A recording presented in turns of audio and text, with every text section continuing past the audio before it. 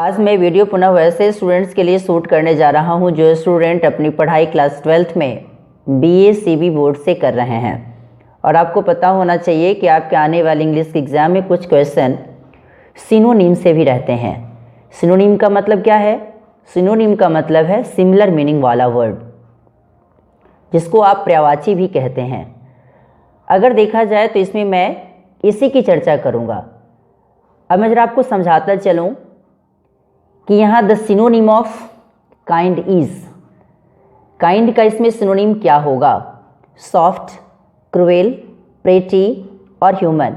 आपको पता होना चाहिए कि जब भी आप अगर सिनोनिम और एंटोनिम की जब भी आप स्टडी करने चलें तो आपको जितने सारे ऑप्शंस दिए गए हैं इसके सारे की मीनिंग आपको पता होना चाहिए। अब यहाँ काइंड का सिनोनिम का मतलब किससे है? तो ये सॉफ्ट से है।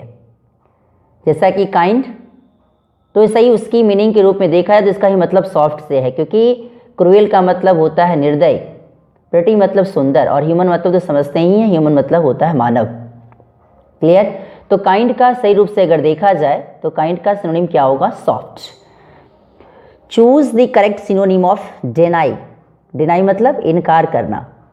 अब यहाँ जो आप देख रहे हैं डिनाई मतलब इनकार करना, तो उसी प्रकार रीगेन मतलब पुनः प्राप्त करना, रिपेयर मतलब बनाना, रिफ्यूज़ मतलब इनकार कर देना, रिड्यूस मतलब आप भी समझ सकते हैं। तो यहाँ रिड्यूस का मतलब डिनाई से नहीं है। क्लियर? तो इसलिए भी आप देखा जाए तो डिनाई मतलब जिस प्रकार होता है इनकार करना, उसी प्रकार रिफ्यूज़ मतलब भी होता है इनकार करना। तो इसलिए डिनाई का सिनोनिम क्या होगा? रिफ्यूज़।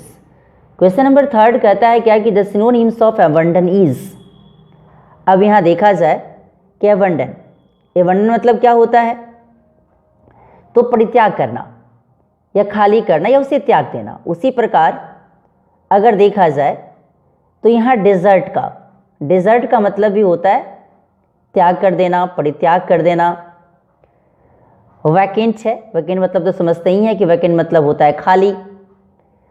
उसके बाद मैं बात करूँ फ्यूटाइल की, तो फ्यूटाइल का भी मैं बात करूँ तो फ्यूटाइल इसका सिनोनिम हो ही नहीं सकता। अगर देखा जाए ऑब्टेन, ऑब्टेन मतलब भी होता है प्राप्त करना। तो इसलिए इसके मीनिंग के तौर पे अगर देखूं तो सही आंसर के तौर पे ये क्या हो जाएगा? अबंडन का डिजर्ट हो जाएगा, क्योंकि फ्यूटाइल का मतलब होता है व्यर्थ। क्लियर? तो इसलिए डिजर्ट मतलब भी क्या होगा? त्याग देना या परित्याग करना। जैसे कि अबंडन का होता है उसी प्रकार डिजर्ट का भी सिनोनिम अबंडन या अबंडन का सिनोनिम डिजर्ट होगा। अब देखा जाए कि the synonyms of award is. Clear? ये अवॉर्ड का सिनोनिम क्या होगा? तो इस अगर देखा जाए स्लीपिंग, लिविंग या वेलिंग या एवोलिसिंग, तो इसका सिनोनिम वेलिंग होगा, WELLING। अब मैं थोड़ा सा पेज को मैं आगे खिसकाता हूं। कहता है क्या कि the synonym of adversity is. कहता है क्या कि एडवर्सिटी का सिनोनिम क्या है? एडवर्सिटी का मतलब तो पहले आपको पता होना चाहिए कि एडवर्सिटी का मतलब क्या होता है। तो एडवर्सिटी का मतलब होता है कठिनाई या विपत्ति। उसी प्रकार अगर देखूं कि इसमें चारों में कौन सा मीनिंग वर्ड का है जिसका मतलब कठिनाई या विपत्ति से है, तो ये कैलामिटी है। कैलामिटी का भी मतलब होता है विपत्ति या दुर्भाग्य। टैडी मतलब होता है स्वच्छ या पर्याप्त या साफ सुथरा या उचित। डिसएग्री मतलब होता है असहमत होना। एक्सपर्ट का तो मतलब जानते ही हैं कि हाँ कि वो इंसान उस फील्ड में क्या है, एक्सपर्ट है, मतलब क्या है कि उसमें उसकी कुशलता ज़्यादा है। इसलिए तो अभी आप देखिए कि एडवर्सिटी का मतलब किससे है? कठिनाई और विपत्ति से है। उसी प्रकार ये कैलामिटी का भी मतलब विपत्ति या दुर्भाग्य से है। तो इसलिए एडवर्सिटी का सिनोनिम क्या होगा? कैलामिटी होगा। तो इसलिए इसी आंसर के तौर पे आप 5 का आंसर ए लगाएं। अब इसी के बाद हम 6 नंबर क्वेश्चन पे चलता हूं। अब मैं जरा क्वेश्चन नंबर 6 पे आऊं। 6 नंबर जो क्वेश्चन है वो कहता है कि the synonyms of ancient is. कहता है क्या कि एंशिएंट का सिनोनिम क्या है? डिस्क्वाइट है, ओल्ड है या लोथ है या लास्ट है। अभी आपको पता होना चाहिए कि एंशिएंट मतलब भी होता है पुराना, उसी प्रकार ओल्ड का भी मतलब होता है पुराना। डिस्क्वाइट की अगर मैं बात करूं तो डिस्क्वाइट का मतलब होता है अशांत या अशांति। अगर देखा जाए ओल्ड, ओल्ड का मतलब पुराना, और लास्ट का मतलब तो समझते ही हैं कि अंत। तो इस रूप में ओल्ड आपका सही ऑप्शन के तौर पे यही इसका आंसर होगा। द सिनोनिम्स ऑफ बारबेरस इज, बारबेरस का मतलब क्या होता है? बारबेरस का जो मतलब होता है, इसका मतलब होता है अशिष्ट या सभ्य।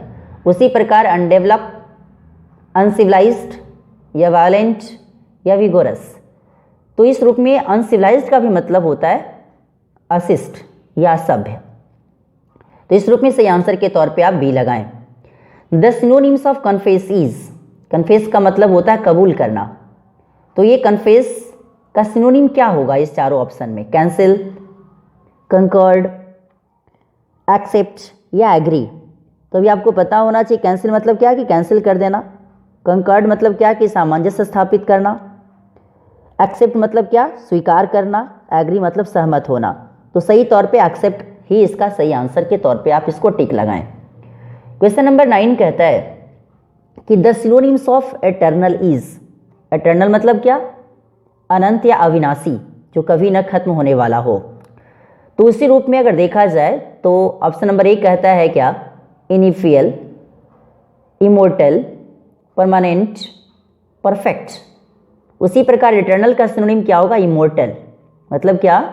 कि अमरणशील, मतलब क्या कि अविनाशी है ये भी। तो इटर्नल का सिनोनिम क्या होगा? इमोर्टल। तो इस रूप में आप इसको इमोर्टल माने। अब मैं जरा हम पेज को आगे खिसकाता हूँ, राइट।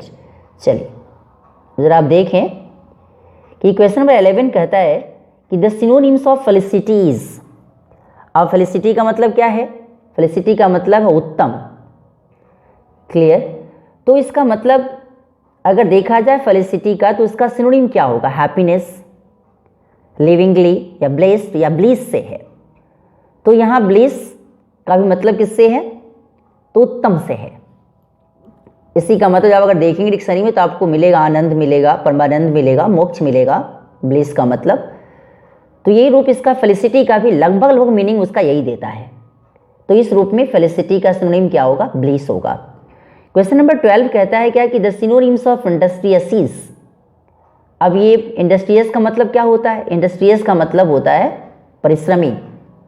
तो ये इंडस्ट्रियस का सिनोनिम क्या होगा? वर्कर, डालिजेंट, डिलाइट या स्टर। स्टर मतलब होता है हलचल, जब ये अगर नाउन के फॉर्म में आएगा। जब ये अगर वर्ब के फॉर्म में जाएगा तो इसका मतलब होगा हिलाना या चलाना। तो ये इंडस्ट्रियस का सिनोनिम के तौर पे अगर देखा जाए तो वर्कर को लगाएं या डालिजेंट को लगाएं या डिलाइट को लगाएं या स्टर को लगाएं। तो वर्कर मतलब तो समझते हैं काम करने वाला, जिसको मजदूर कहते हैं आप, वर्कर, जिसको लेबर के श्रेणी में रखा जाता है। काम करने वाले को अगर किसी के अंदर भी काम करने वाला होगा तो उसे भी वर्कर ही बोलेंगे। डालिजेंट है, डालिजेंट का भी मतलब होता है परिश्रमी या उद्यमी। डिलाइट का मतलब होता है प्रसन्न या खुश करना या खुश होना। स्टर मतलब हलचल या हिलाना चलाना, जो वर्क के फॉर्म में आएगा। तो इस रूप में इंडस्ट्रियस का सिनोनिम क्या होगा? डालिजेंट। अब जरा अगर बात करूं क्वेश्चन नंबर 13 की कि the synonym of envious is. Envious का मतलब क्या होता है? एनवियस का मतलब होता है ईर्ष्यालु। तो ईर्ष्यालु का सिनोनिम इस चारों ऑप्शन में कौन है? जेलस है, डेवोटी है, डिस्टिंग्विश्ड है और डेडली है। तो आपको पता होना चाहिए कि इसका मतलब ईर्ष्यालु का मतलब इसमें चारों ऑप्शन में अगर देखा जाए तो ऑप्शन नंबर 1 का जो जेलस है, वो जेलस का मतलब क्या होता है? ईर्ष्यालु। तो इस रूप में सही आंसर के तौर पे आप जेलस को ही लगाएं। अब जरा क्वेश्चन नंबर 14 की बात करूं। 14 नंबर क्वेश्चन कहता है क्या कि the synonyms of vulgar is. Vulgar मतलब क्या? अश्लील या असंस्कृत। तो इस रूप में अगर देखा जाए कि इसका वल्गर क्या का सिनोनिम क्या होगा, तो ये वल्गर का सिनोनिम कोर्स या रफ या बेनिफिशियल या डिसेंट होगा। तो अभी आपको पता होना चाहिए कि इसका सिनोनिम के तौर पे अगर देखा जाए तो कोर्स इसका मतलब होगा COARSE। इसका ही मतलब होता है अशिष्ट या घटियापन या रूखापन, जिसको कहते हैं ना, या असभ्य। सोचने वाली बात है। जब अगर देखा जाए कि क्वेश्चन 15 के तौर पर अगर तो the synonyms of vital is. Vital मतलब क्या? वाइटल का मतलब होता है अत्यावश्यक। तो उसी प्रकार अगर देखा जाए कि इसका सिनोनिम क्या होगा? एसेंशियल, करेक्ट, करेजियस या ब्रेव। तो अगर देखा जाए कि वाइटल मतलब जिस प्रकार होता है अत्यावश्यक, उसी प्रकार एसेंशियल का भी मतलब होता है अत्यावश्यक। तो इसलिए सही आंसर के तौर पे आप एसेंशियल को ही लगाएं। क्लियर। अब जरा बात करूं क्वेश्चन नंबर 16 की तरफ कि the synonyms of tyranny is. अब आखिर देखा जाए कि ये टायरनी का सिनोनिम क्या होगा। तो टायरनी का मतलब तो पहले पता होना चाहिए कि टायरनी का मतलब क्या होता है। तो टायरनी का मतलब होता है अत्याचार। क्लियर। तो ये अत्याचार करने वाला व्यक्ति जो होगा, तो ये टायरनी, क्योंकि अत्याचार तो इसका मतलब क्या है कि ऑटोक्रेसी से है, ब्रेवरी से है, या टेम्पोररी से है, या टीडियस से है। तो अभी आपको पता होना चाहिए कि टायरनी का सिनोनिम ऑटोक्रेसी से है। ऑटोक्रेसी मतलब ही होता है तानाशाही या निरंकुशता। तो इस रूप में सही सिनोनिम के तौर पे आप ऑटोक्रेसी को लगाएं। अब ब्रेवरी मतलब तो समझते ही हैं कि साहस को जब अगर शो करने की बात अगर आती तो उस कंडीशन में ब्रेवरी वर्ड लगाया जाता है, ब्रेव का एब्स्ट्रैक्ट नाउन। टेम्पोररी, टीडियस का मतलब भी होता है उबाऊपन, उबा देने वाला, टीडियस। तो अब मैं बात करूं क्वेश्चन नंबर 17 की कि सच कंडक्ट डिजर्व्स रेप्रीमेंट। अब यहाँ रेप्रीमेंट का जो सिनोनिम होगा वो क्या होगा। प्रेज मतलब प्रशंसा करना, रिब्यूक मतलब डांटना, रिप्राइजल, तो रिप्राइजल का मतलब होता है बदला लेना या बदला, नाउन के फॉर्म में जब अगर आएगा तो।